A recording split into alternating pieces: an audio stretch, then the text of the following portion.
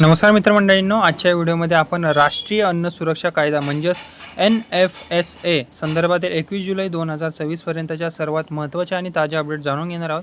राज्यातील लाखो ration card धारकांसाठी ही जी बातमी आहे ती अत्यंत महत्त्वाची ठरू शकते, कारण राज्य सरकारने NFSA अंतर्गत लाभार्थ्यांची संख्या जी आहे ती मोठ्या प्रमाणात वाढवण्याचा प्रस्ताव केंद्र सरकारकडे पाठवलेला आहे. ओके, आता प्रत्येक अपडेट आपण संपूर्ण बघूया. ओके, एक एक करून. आता यामध्ये जर तुम्ही बघितलं तर पहिल्या अपडेटमध्ये असं दिसून येते की महाराष्ट्र सरकारने राष्ट्रीय अन्न सुरक्षा कायद्याअंतर्गत म्हणजेच NFSA अंतर्गत लाभार्थ्यांची संख्या वाढवण्याचा अधिकृत प्रस्ताव जो आहे तो केंद्र सरकारकडे पाठवलेला आहे. ओके, राज्य सरकारचे म्हणणे आहे की गेल्या काही वर्षात राज्याची लोकसंख्या मोठ्या प्रमाणात वाढलेली आहे आणि त्यामुळे अनेक पात्र कुटुंबे अजूनही या योजनेपासून वंचित आहेत. त्यामुळे आता नवीन पात्र नागरिकांनाही या योजनेचा लाभ देण्याची मागणी आता करण्यात आलेली आहे. ओके, आता किती लाभार्थी नक्की वाढणार जर आपण डेटा बघितला, ओके, जर आपण डेटा बघितला तर इथं रीड केल्यावर तुम्हाला दिसून येईल की आता सध्या महाराष्ट्रात राष्ट्रीय अन्न सुरक्षा कायद्याअंतर्गत सुमारे 7.16 कोटी नागरिक लाभ घेत आहेत.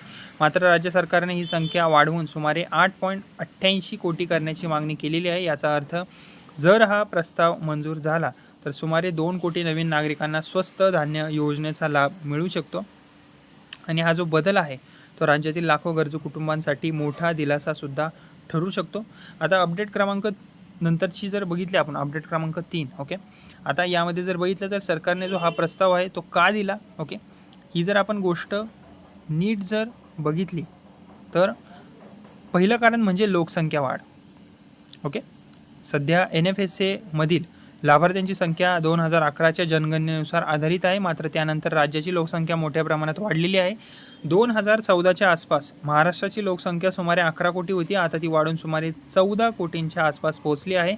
म्हणूनच जुन्या आकडेवारीनुसार लाभार्थी निश्चित केल्यामुळे अनेक पात्र कुटुंबे या योजनेबाहेर राहिलेली आहेत. ओके, योजनेबाहेरच ही राहून गेलेली आहेत, त्यांना गणना त्यांची झालेली नाही आहे. ओके, हे एक पहिलं कारण आहे.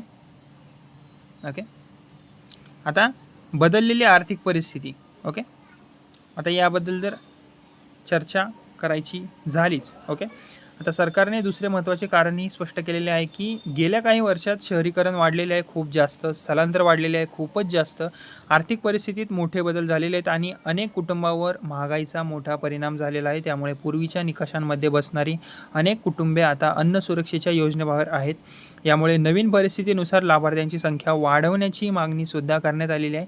तसेच उत्पन्न मर्यादा अपुरी ठरत आहे. ओके, याबद्दल जर आपण बघितलं, ओके, तर सरकारच्या प्रस्तावात आणखीन एक महत्त्वाचा मुद्दा मांडण्यात आलेला आहे. सध्या शहरी भागासाठी वार्षिक उत्पन्न मर्यादा 59,000 आहे, तर ग्रामीण भागासाठी वार्षिक उत्पन्न मर्यादा 44,000 आहे.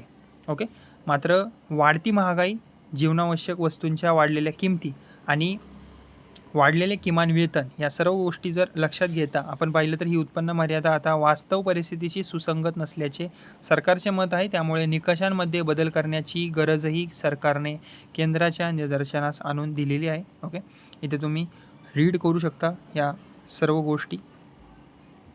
ओके, आता पुढे होणार काय? आता सर्वांच्या मनात एकच प्रश्न आहे की सध्या राज्य सरकारने प्रस्ताव केंद्र सरकारकडे पाठवलेला आहे. या प्रस्तावाला केंद्र सरकारची मंजुरी मिळाल्यानंतर नवीन पात्र लाभार्थ्यांची ओळख पटवण्याची प्रक्रिया सुरू होईल आणि यानंतर नवीन अर्ज पडताळणी आणि पात्र कुटुंबांची नोंदणीसुद्धा केली जाईल. त्यानंतरच नव्या लाभार्थ्यांना राष्ट्रीय अन्न सुरक्षा कायद्याअंतर्गत स्वस्त धान्याचा लाभ मिळण्यास सुरुवात होईल. ओके, आणि एक महत्त्वाची सूचना आहे ती म्हणजेच की सध्या लाभार्थ्यांची संख्या वाढवण्याचा प्रस्ताव जो आहे तो केंद्र सरकारकडे विचाराधीन आहे. अद्याप अंतिम मंजुरी किंवा नवीन लाभार्थ्यांची अधिकृत यादी जाहीर झालेली नाही आहे. त्यामुळे नागरिकांनी केवळ अधिकृत सरकारी घोषणांवरच विश्वास ठेवा, हे सुद्धा मी तुम्हाला सांगेन. ओके, तर मित्रमंडळींनो, राष्ट्रीय अन्न सुरक्षा कायदा NFSA संदर्भातील 21 जुलै 2024 पर्यंतच्या सर्व महत्त्वाच्या अपडेट्स या होत्या, ज्या की मी तुम्हाला सांगितलेल्या आहेत. व्हिडिओ तुम्हाला उपयुक्त वाटला असेल तर लाईक करा, शेअर करा आणि अशाच सरकारी योजना, रेशन कार्ड आणि महाराष्ट्रातील ताज्या अपडेटसाठी आपल्या या बडी चॅनलला सबस्क्राईब करायला विसरू नका. धन्यवाद.